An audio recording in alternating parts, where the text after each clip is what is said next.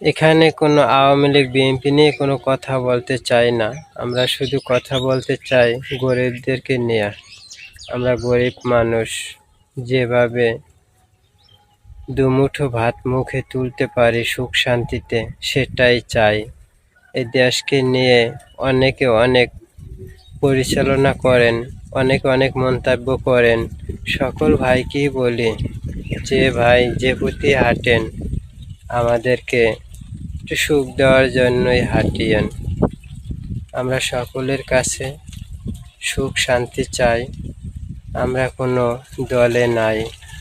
আমরা আওয়ামী লীগ বিএনপি কিছুই বুঝি না এসব। শুধু চাই শান্তি সুখে এই 2 দিনের দেশে। সারা জিন্দেগিতে তো এ দেশে থাকবো না, আজ না হয় কাল চলে যেতে হবে। আশার সিরিয়াল